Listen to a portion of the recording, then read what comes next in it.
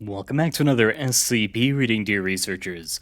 Today we're going to be reading SCP-295, Cauterpillers.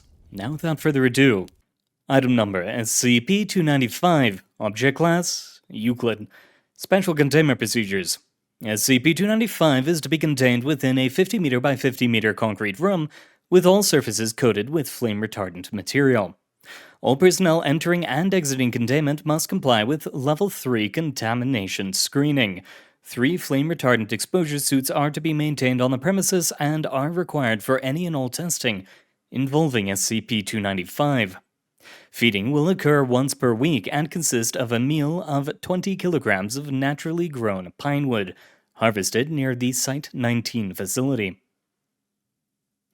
Description: SCP-295 is a number of caterpillars resembling Centometa epalais in appearance. A single specimen of SCP-295 is capable of creating an unidentified substance, which has several unique qualities attributed to it.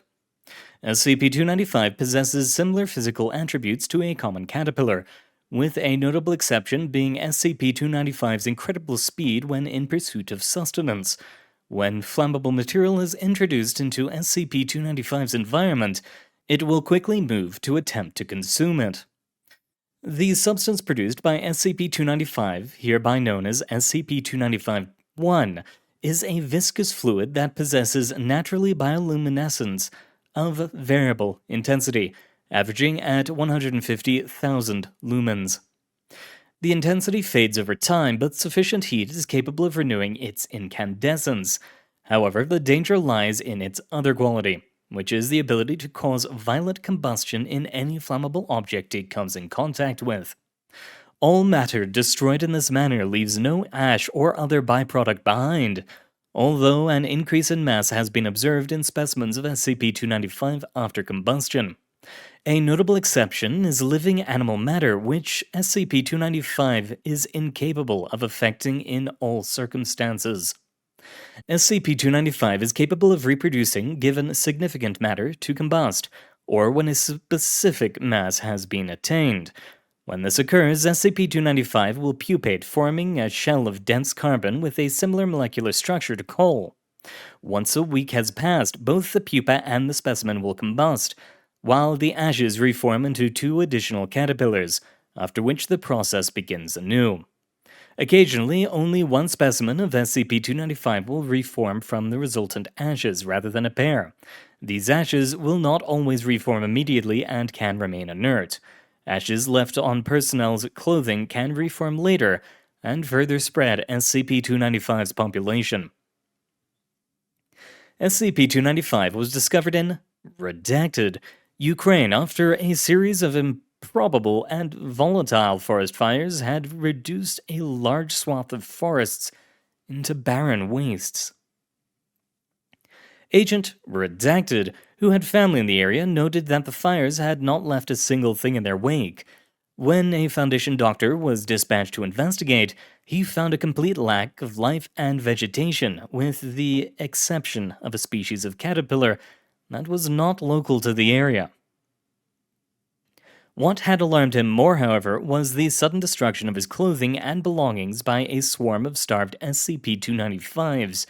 After several attempts and more than a few changes of clothing, SCP-295 was brought to Site-19 and safely contained. Addendum 295-A. Despite months of regular feeding, the number of specimens has neither declined nor have they increased since being contained. The cycle of reproduction has stayed consistent, with the majority of recorded combustion resulting in 2 new specimens. How the population has kept itself in check is unknown at this time. Addendum 295-B, see Incident 295-K. Addendum 295-C. It's possible that there are still wild specimens of SCP-295 out in the world, considering the trouble we have containing it in the lab. Any attempts to contain populations of SCP-295 in the field are to be made on location, with the intent to isolate and terminate. Note: this stuff has some serious potential for weaponization. If we could get enough of it out of the little worms, find a way to carry and dispense it, and you'd put napalm to shame. Agent Redacted.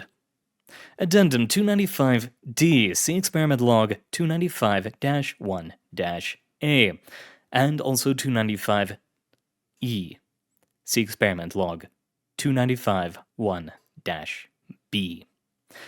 Experiment Log 295-1-A, Experiment Log of Dr. Kondraki testing practical uses of SCP-295-1.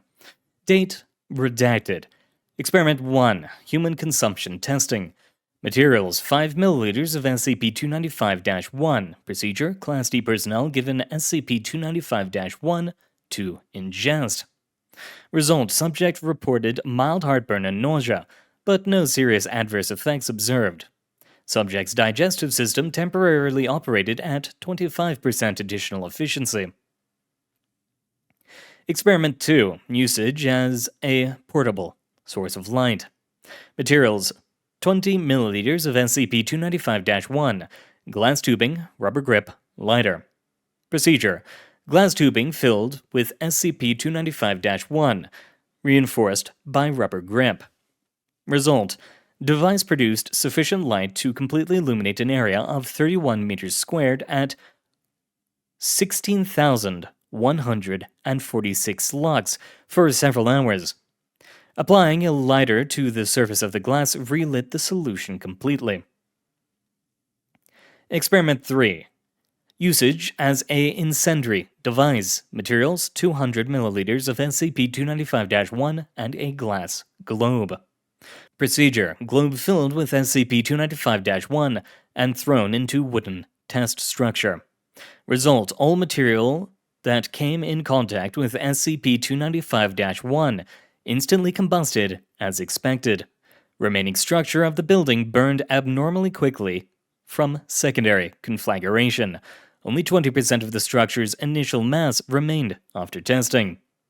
Note: immediately following the conclusion of the test, approximately 56% of the captive SCP-295 specimens began to pupate. Dr. Kondraki. Experiment 4, usage as lighter fluid. Materials 100 milliliters of SCP-295-1, 1 bag of consumer-grade charcoal, mid-range coal grill, 2 beef burger patties. Procedure, SCP-295-1 poured onto coal while beef patties are prepared. Results. Data expunged. Note: I cannot fathom the lack of sense this required. Consider your position as an assistant terminated, and your security level revoked. Hope this gives you something to think about in between skin grafts. Dr. Kondraki. Experiment Log 295-1-B. Experiment Log of Agent T redacted. Testing practical uses of SCP-295-1. Experiments overseen and approved by Dr. Redacted. Date redacted. Experiment 1, usage as a lighter fluid, revised. Materials 1 milliliter of SCP-295-1, 500 grams of consumer-grade charcoal, mid-range coal grill, 2 100-gram beef burger patties. Procedure, coals arranged in a standard rough cone. SCP-295-1 applied to 3 coals. Tester wore standard silver suit heat protection gear. Result, the treated coals combusted almost instantly, as expected. Remaining coals ignited very quickly. Patties cooked in approximately half expected time. Cooked patties, when tested in the laboratory, showed no evidence of any unusual components. Note: as expected, the secondary fires produce only normal combustion products and effects. And whoever came up with the first lighter fluid test, you people are supposed to be research scientists. Perhaps next time you should do some research when you design a test. Dr. Kondraki let you off easy. Agent redacted. Experiment 2, possible application for rescue work. Materials 1 D-class personnel, 1 steel girder, 1 milliliter of SCP-295-1, and 20 grams of thermite paste. Procedure, Class D's leg trapped under girder. Line of thermite paste was placed on the girder upslope from the pinned leg. SCP-295-1 applied to the thermite paste. Result: The thermite ignited and combusted almost instantly, severing the girder with almost no splatter or spark. The upslope section fell to the ground. Water sprayed over the severed and steamed only slightly and briefly. D-Class was not harmed. Note: just what I'd hoped for. The thermite released its energy and burned through the steel it was actually touching, but the reaction was too fast for much heat to transfer to the rest of the girder. This could be a very useful intrusion technique in addition to its rescue applications. Agent T. Experiment 3. Effects in oxygen-deprived environment. Materials: 1 filled 10-liter aquarium, 1 lead weight, 1 100-gram untreated oak block, 1 non-flammable syringe, and 1 milliliter of SCP-295-1. Procedure: the oak sample was weighed down in the aquarium, then ejected into SCP-295-1. Result: over a period of approximately 2 seconds, the oak burned to charcoal.